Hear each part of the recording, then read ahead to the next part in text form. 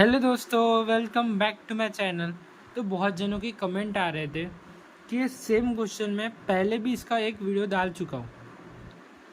पर पहले बहुत जनों की कमेंट ये आ रहे थे कि मुझे कुछ समझ नहीं आ रहा है, कि बहुत उल्टे सीधे कमेंट आ रहे थे। तो मैंने देखा कि पहले इग्नोर किया, उसके बाद मैंने खुद देखा तो गलती मेरी है। Sorry for all students. Problem क्या है कि ब्लर इमेज आ रही है। जो वीडियो अपलोड किया था ना, शायद गलती से दूसरा वीडियो अपलोड हो गया। ठीक है, टचिंग में थोड़ा प्रॉब्लम हो गया, तो सॉरी फॉर। ठीक है, मैंने सिखाया तो सेम था, पढ़ाया सिखाया सेम था, पर क्या हुआ जब क्वालिटी थी ना, जो शूटिंग थी, मतलब जो फिर क्लियर जूम क्लियर, इसकी वजह से आपको अच्छे से समझ नहीं आया होगा कि मैं क्या कहना चाहता हूँ।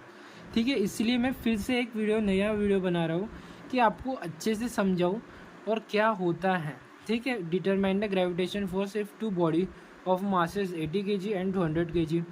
सबसे पहले तो हमें दो बॉडी के बीच में का ग्रेविटेशनल फोर्स निकालना है, और दो बॉडी है मतलब कि समझते पहले। ठीक है, सबसे पहले ये बॉडी रहेगी, दूसरी बॉडी रहेगी, ये बॉडी निकाल दो। ठीक है, ये 80 kg की है, ये 200 kg की है।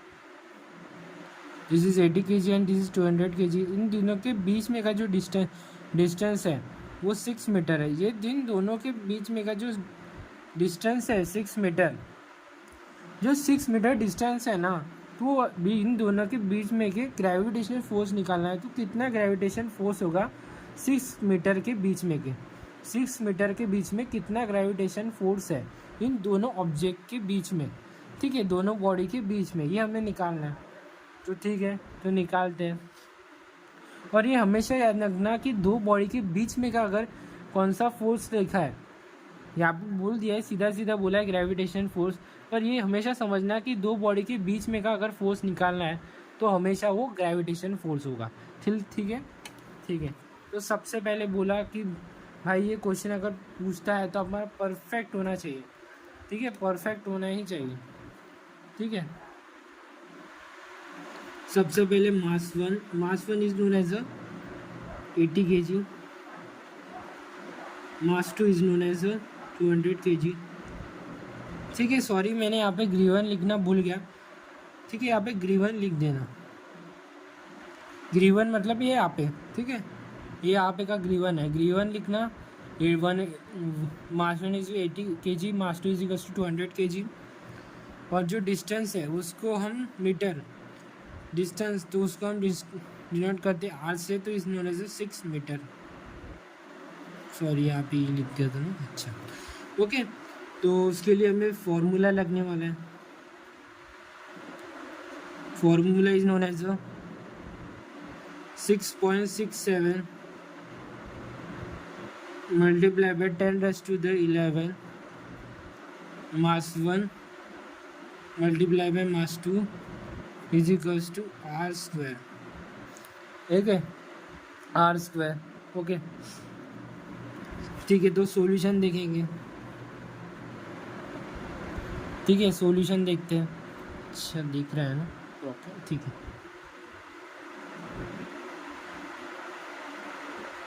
सॉल्यूशन देखेंगे।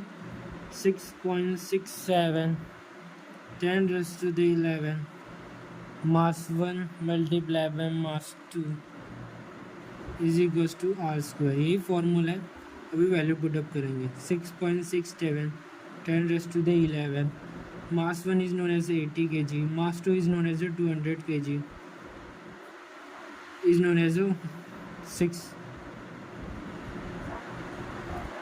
to 6.67 10⁻11। ये इन दोनों का 16, और ये यहाँ पे कितने जीरो है, 3 जीरो है, तो यहाँ पे हो जाएगा क्यूब, 10 क्यूब। ठीक है, 10 क्यूब हो गया। क्यों होगा, सबसे पहले 8 2 16, और ये 3 जीरो है, 1 2 3, इसलिए 8 क्यूब, और इसका स्क्वायर होता है 36। सबसे ओके, एक स्टेप मैं डायरेक्ट करने वाला हूँ या फिर कर लेता हूँ। ठीक है, अगर ये 3 यहाँ पे जाएगा तो यहाँ पे हो जाएगा 10 माइनस 8, 10 माइनस 8। ठीक है, 10 minus 8 10 minus a multiply by 16, 6.67 multiply by 16, 10 minus 10 raise to the 11, 36, sorry minus 8। Okay, अभी ये 6.67 सॉरी 6.67 थोड़ा प्रॉब्लम हो चुका है, ठीक है। जो मैं लिख रहा था ना वो शायद नीचे आ गया था, ठीक है, तो फिर से बता देता हूँ। 6.67 10 रेज टू द -8। ये -8 कैसे आया, ये वाला ये था 3, यहाँ पे गया माइनस हो गया इसके साथ, तो हो गया -8, क्योंकि ग्रेटर साइन क्या है माइनस है, इसलिए -8 मल्टीप्लाई बाय 16। और 6.67 को हम कंसिडर करेंगे 7, 16 multiply by 10 raise to the 8 upon 36, ठीक है। 16 1 सा 66, ठीक है, तो डायरेक्ट कर लेते हैं, ठीक है। 16 7 से होता है 112, ठीक है। देखो मुझे तो आता है, ठीक है, मुझे टेबल आते हैं, पर आपको टेबल आने चाहिए, ठीक है। तो डायरेक्ट मत करना, ठीक है, डायरेक्ट मत करना, आप डायरेक्ट मल्टीप्लाई भी कर सकते हो। 16 7 से 112 आता ही है, ठीक है। आपको लगेगा कि मैं गलत कर रहा हूँ, तो ठीक है मैं कर लेता हूँ। 16 7 से आता है, पहले 112 आता है, पर देख लेते भाई। 6 5 से 35, 6 सॉरी 6 5 से 30, 6 6 से 36, 6 7 से 42, 7 से 7, 7 से 7 और ये 3 आ जाए 112, आ गया ना 112, ठीक है 112 आ गया। उसके बाद 10 रेज टू द 8.36, 36 क्या, अब ये 2 36, ठीक है 36, तो हमें कुछ 112 आता ही है, ठीक है। आपको लगेगा कि मैं गलत कर रहा हूँ, तो ठीक है मैं कर लेता हूँ। 16 7 से आता है, पहले 112 आता है, पर देख लेते भाई। 6 5 से 35, 6 सॉरी 6 5 से 30, 6 6 से 36, 6 7 से 42, 7 से 7, 7 से 7 और ये 3 आ जाए 112, आ गया ना 112, ठीक है 112 आ गया।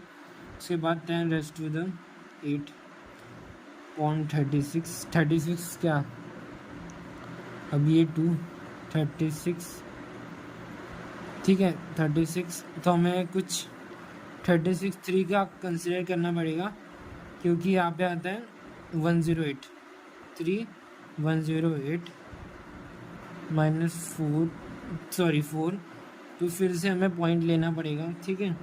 और यहाँ पे डालना पड़ेगा 0 1 36, फिर से 4 आएगा, फिर से 0 आएगा 36, 3.11, ठीक है 3.11, 10 रेज टू द -8,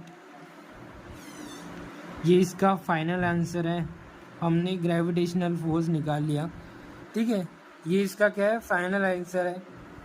क्या है फाइनल आंसर, क्यों कंसिडर किया, देखो 1 1 1 1 जाने वाला था, क्योंकि बार बार 4 आ रहा था। अगर मैं यहाँ पे माइनस करता तो फिर से 4 आता।